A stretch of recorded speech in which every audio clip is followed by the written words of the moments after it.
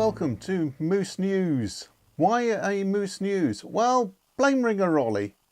Ringer Ollie contacted me the other day, well the other week now, saying I want a Moose News. When are you going to do a Moose News? Moose News. Yeah, just stop your whining. As I've got around to it at last. Actually, I've had several attempts. I've just done one that was about 10 minutes long, too long, and it was it wasn't overexposed. It wasn't quite the way I wanted it. So this might actually also be in better focus because I've reduced the aperture quite a lot. Bells first. Hosanna is still silent, as far as I know. I haven't heard anything for a while, but then I would have heard if he was screaming and shouting again. Let's not go there. Kingskerswell. Last Moose News, great festival, yay! The faculty has been approved and the faculty has been granted for, amongst other things, rehanging of the bells, etc, etc, etc. The work starts on the end of March.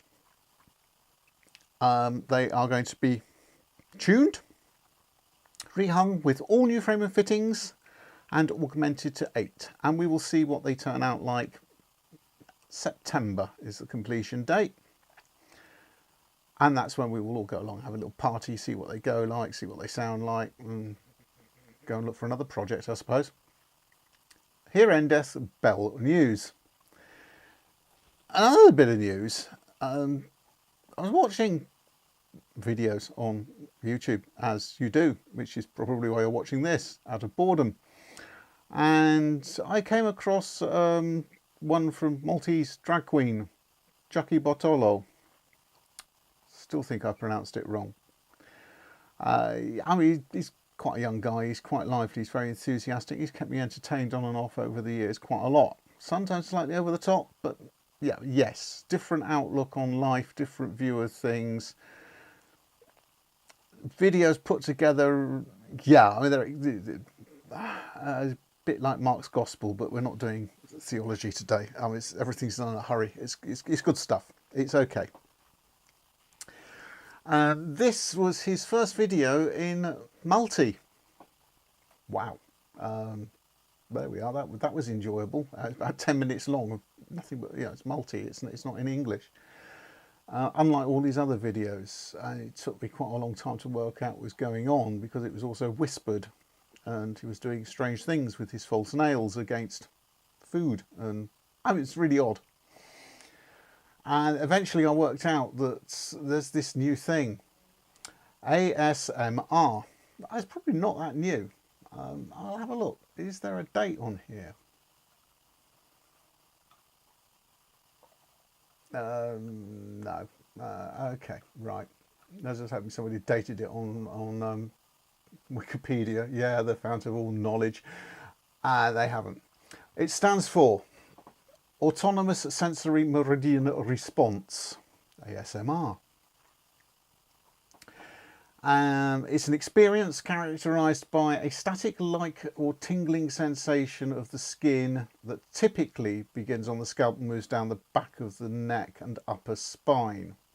It has been compared to auditory tactile synesthesia and may overlap with frisson. I'm not sure what frisson is. I will tell you now. Aesthetic chills, musical chills, or colloquially as skin orgasm. Woo! Pendragon will want to do the titles for this one now. I won't tell him about that till it's too late. Is a psychophysiological response to the rewarding auditory and or visual stimuli that induces a pleasurable or otherwise positively valenced active state of transit of paresthesia, sometimes along with, and so it goes on. Okay, right, big words, we'll not bother with that one anymore.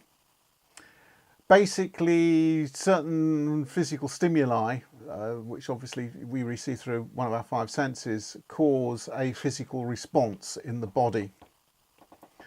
And reading about it, I was quite relieved because for a very long time, I don't know how long, but certainly since 558 took to the air again, in fact before that, I became aware that Vulcan Howl does horrendous things to my spine. Like it makes my back leg want to go around like a dog having his stomach rubbed. It's really a powerful feeling. And on top of that, when I was many years ago working in a local school, science technician was mixing up some fairly potent yeast for some biology thing. It was a potent yeast mix, it really did honk. And that had a very extreme Vulcan howl response to the point that I nearly fell over. It was actually, I had to sit down, I couldn't control my legs, I couldn't walk properly. It was an amazing sensation. It wasn't at all painful or uncomfortable in that sense. It was a really powerful, deep, here we are, is another one. Proposed formal names include auditory-induced head orgasm. Well, this was right down the centre of the spine orgasm, and it's elsewhere on the internet you'll find that it says that it is a non-sexual response, and certainly, no, I mean, your spine crunch, down you go. You can forget any form of sex, you're paralysed. Brilliant.